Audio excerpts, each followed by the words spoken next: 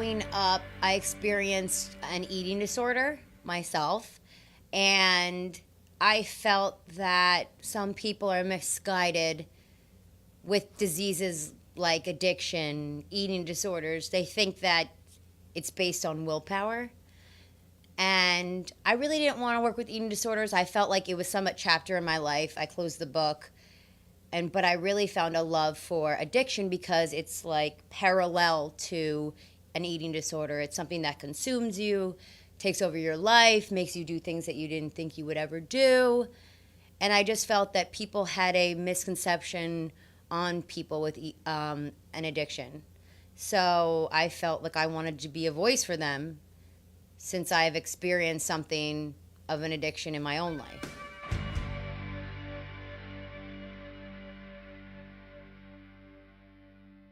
So Crossroads is an outpatient treatment facility. It's a level 1. It's where you go when you're done with, I'm going to give you so you would go to a residential treatment center, 30 days, 6 months. It could, whatever you can afford at that time, your insurance could cover. And then you would come to an IOP, which is an intensive outpatient program. And that's 3 days a week. And you would go to groups, and then you would go to individual counseling. And then you would come here after you've completed that.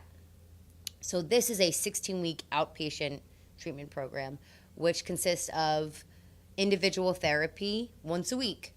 It's kind of a stepping stone, where you need to go in life and how you're going to get there. And this is kind of like the last crutch that you need.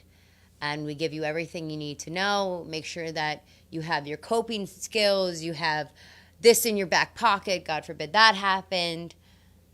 We also try to do groups here. We're working on bringing in a girls group, an older male group, an older woman group, so that people can come here and kind of see the universality that I'm not alone. We do programs like Reaching Out. We do programs like Project Plus, which is we go out to the 5th graders in the elementary schools and tell them, we're doing this program. You could come, you get snacks. And we bring in like Chief Weber,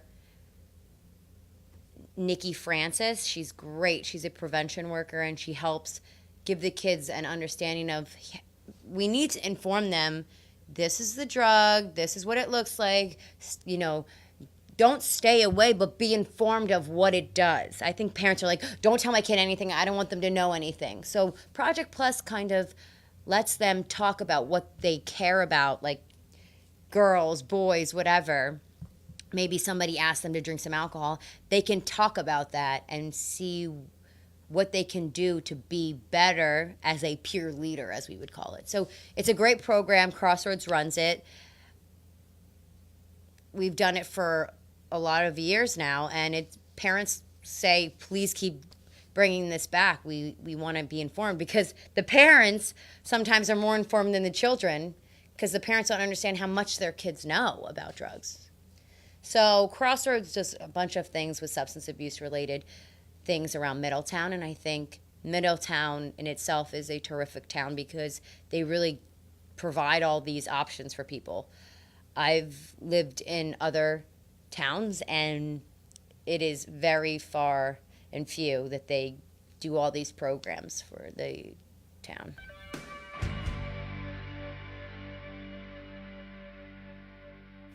Heroin, when I was in high school, was something that was out of perspective. It was not even in my line of view.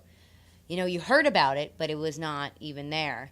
Nowadays, when we asked about heroin in the 5th graders, about 70% of the room raised their hand. And that was shocking, and that really put me back.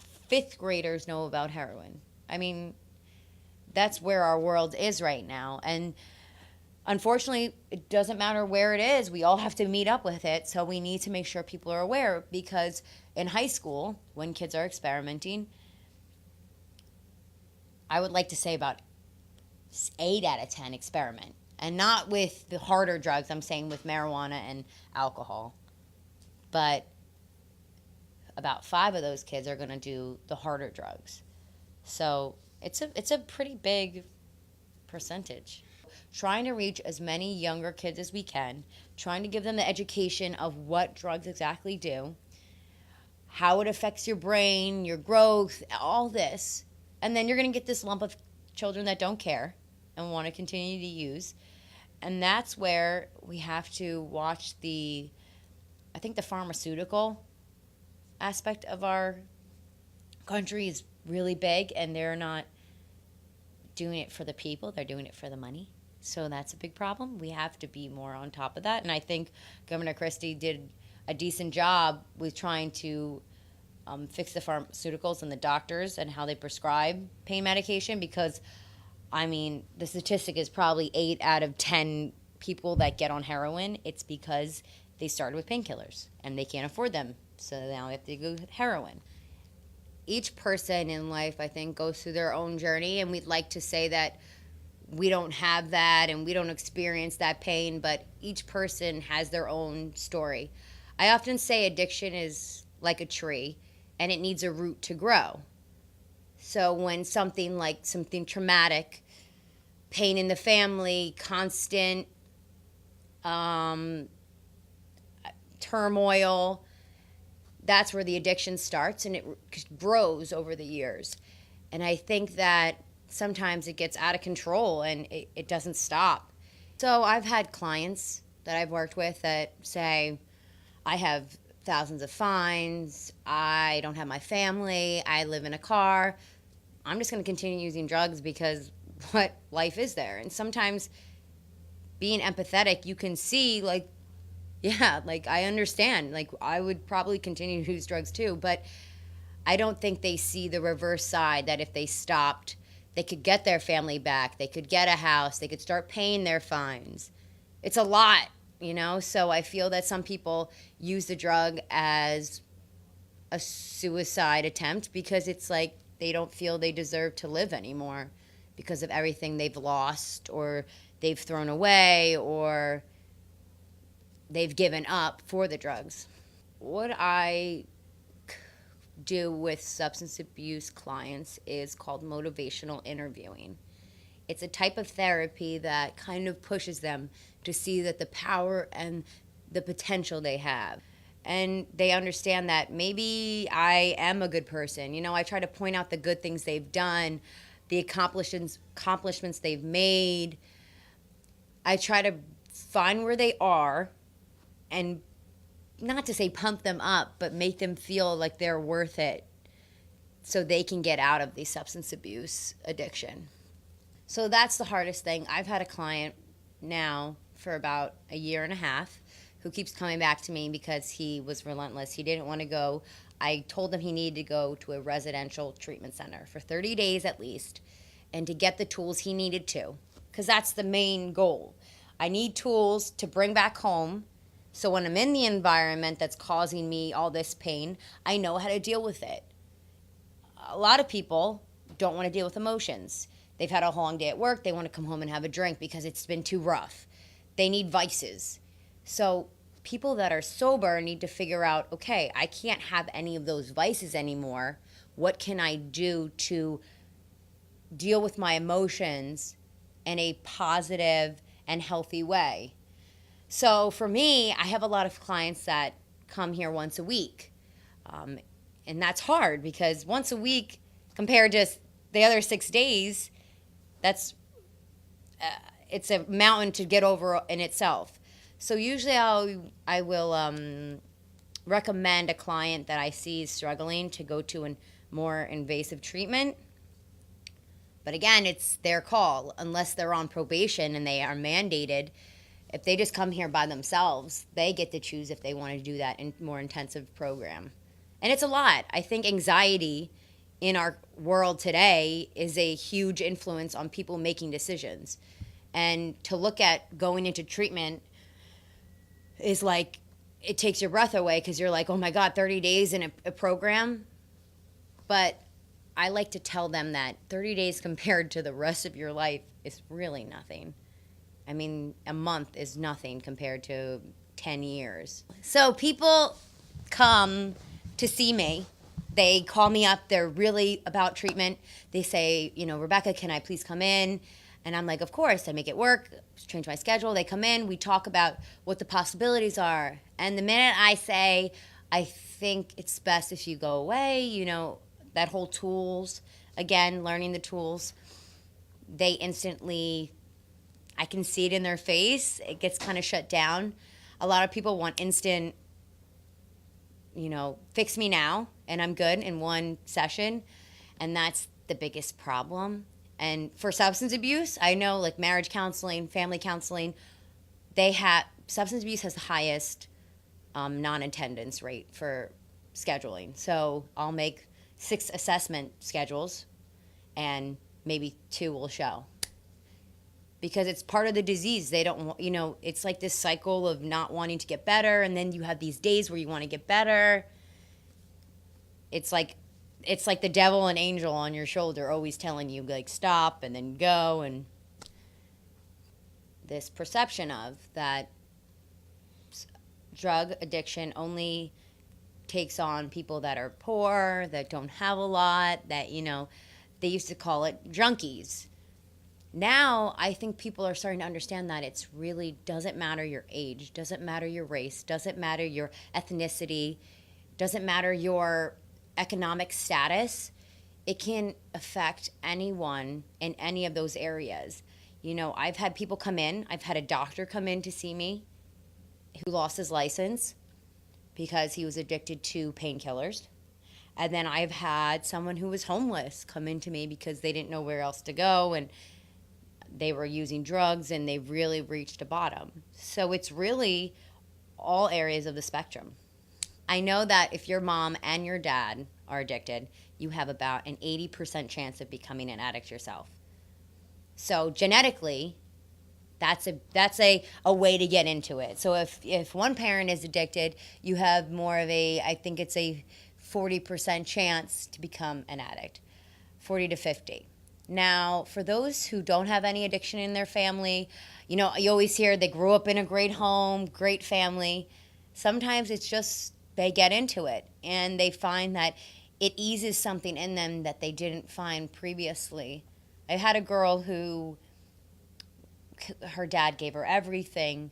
He was a great, great father, but she was partying with the wrong people, got into pills, and said, whoa, this is awesome, but it's too expensive, and went to heroin and became a serious heroin addict, was stealing $3,000 from her brother, from her dad, writing false checks, stealing jewelry. And she said it just became easier than dealing with life, dealing with maybe drama and problems and sadness and anger. I think anger is also a big one, that emotion. We often are always getting angry, but realistically it's because we're sad. And it's easier to convey anger than it is to cry and be sad in this world. So people that are like constantly have that aggressive tendency want to ease it, and drugs help it. I also think it's something of adrenaline because people who often use drugs often have sex addictions and then go in to have gambling addictions and then go in to have workout addictions. So people kind of merge into other things once they're getting better from that. So I often think that they're looking to get a rush because that is what each one provides. They each let out dopamine in your brain. Working out leads out dopamine.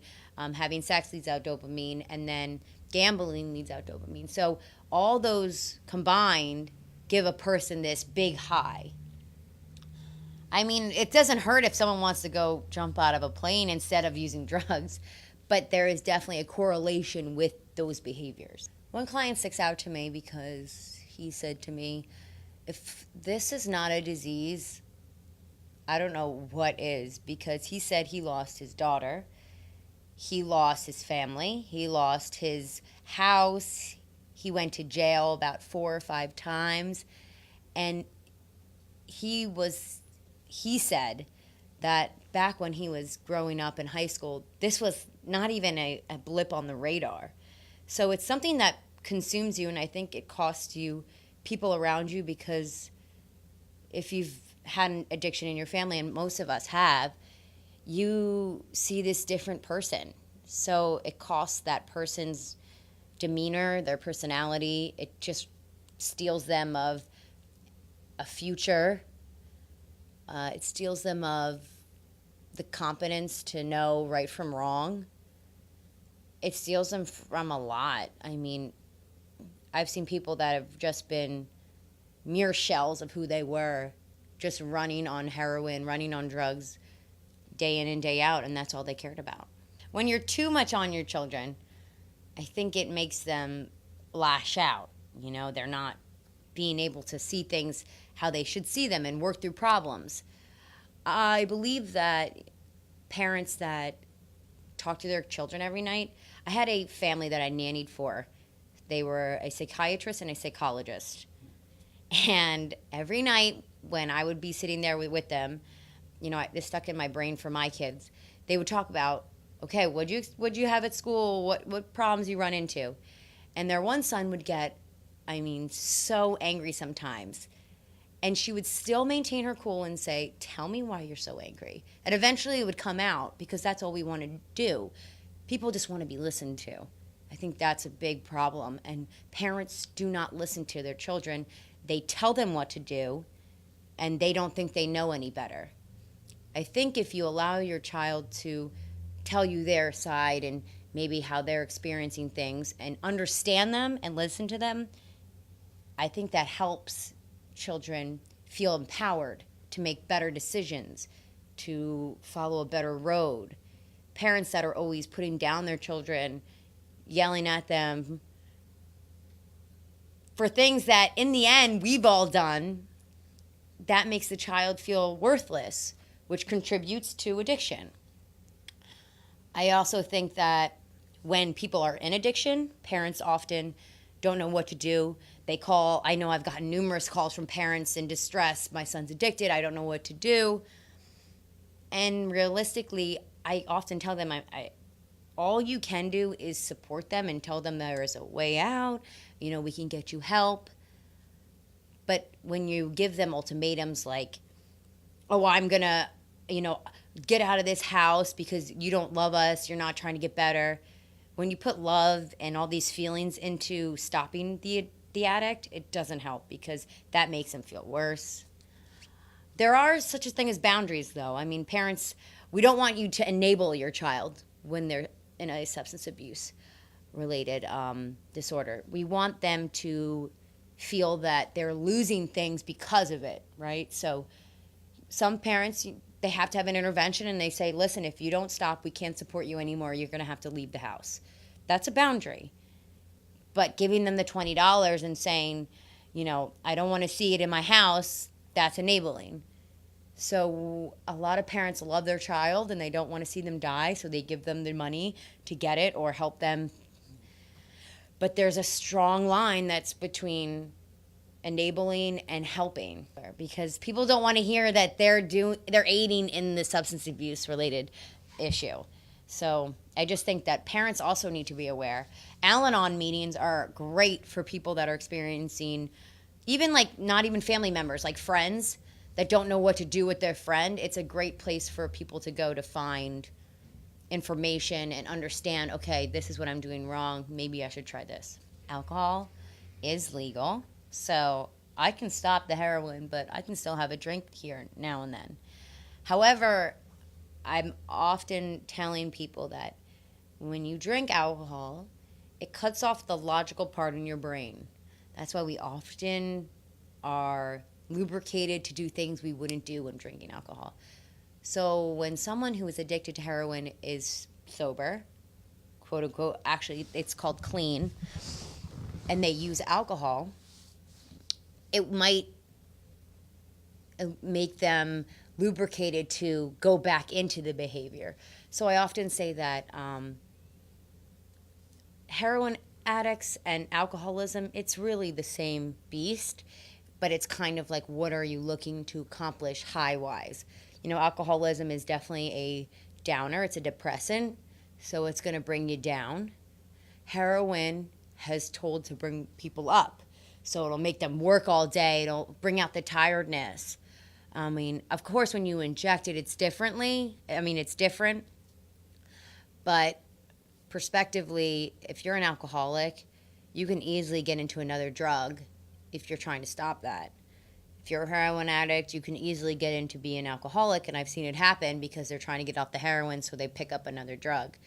They're basically substituting. So they can merge together, and you could become a heroin alcoholic addict. I mean, I've seen someone who was addicted to Xanax, heroin, and alcohol. When I got into this, when I was doing my master's program, they kept telling you, you know, there's a big burnout rate in substance abuse. There's a big burnout rate in substance abuse. And I can see that.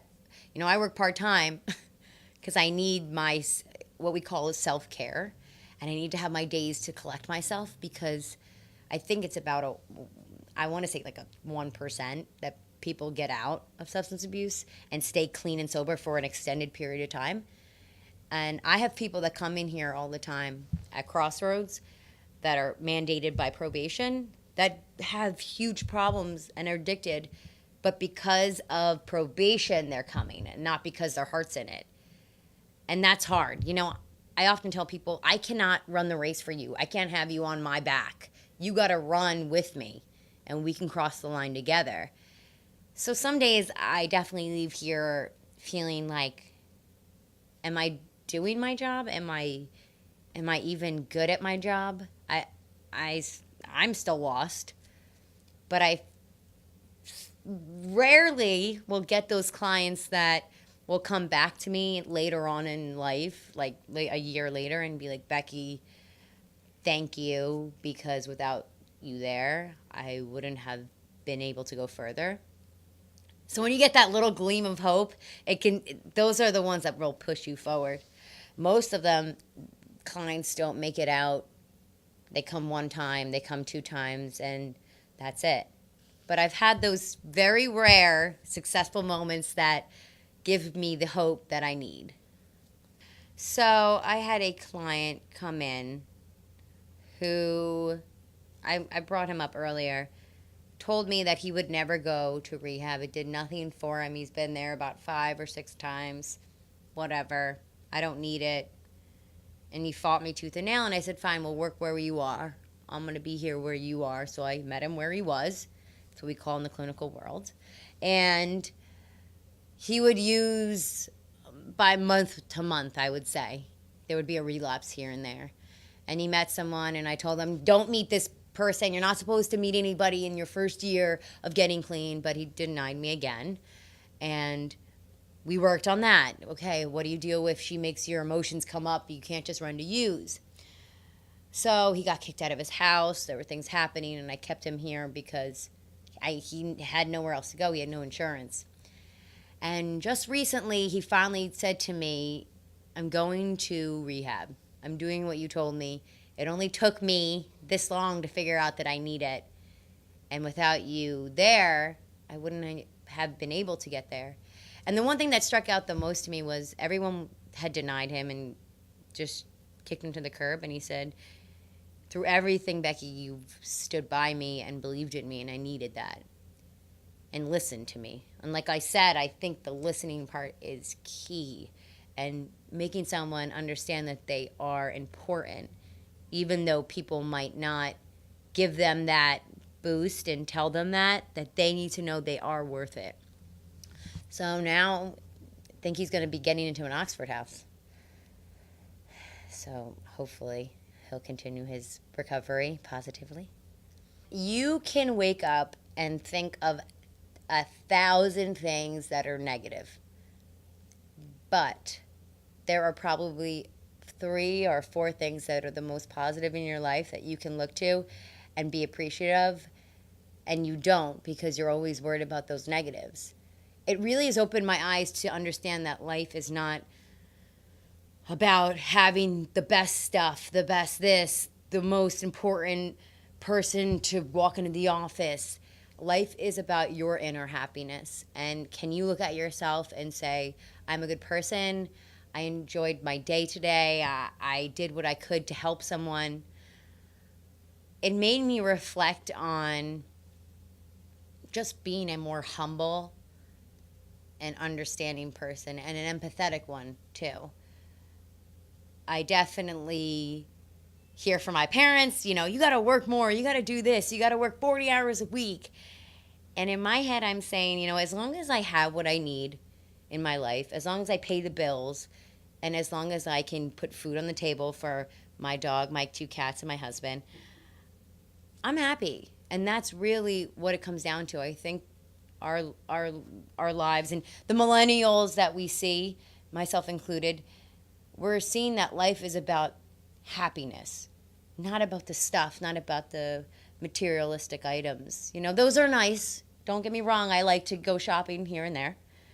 But if I can lay down in my bed and say that I made the right decisions, even though they were hard, and I am trying to be a better person every day, I think I continually be happy as long as I can. I mean, trust me, I have my days that I'm not happy. I just think that for the reaching out aspect of our program, having people understand that it's not something negative for addiction. I think the more people that we can reach and say that this is something that's a universal issue. It's not just these people, we're going to push them to the side. They're not involved. We're just going to not notice them. I mean, this is something that really affects all ranges of our society. And I think the more people get involved, the more people want to help, the more volunteers or people that are like, maybe I'm suffering from this problem and I do need to get help. The more understanding we can all be and empathetic, I think that's a huge word. Empathy is a big word. It's not feeling sympathy for someone. It's understanding where they're at and why they're there. And I don't think we have enough of that in this world. So the more we can be empathetic, the more we can understand, and the more we can come together and try to prevent this addiction from growing, I think we can make progress.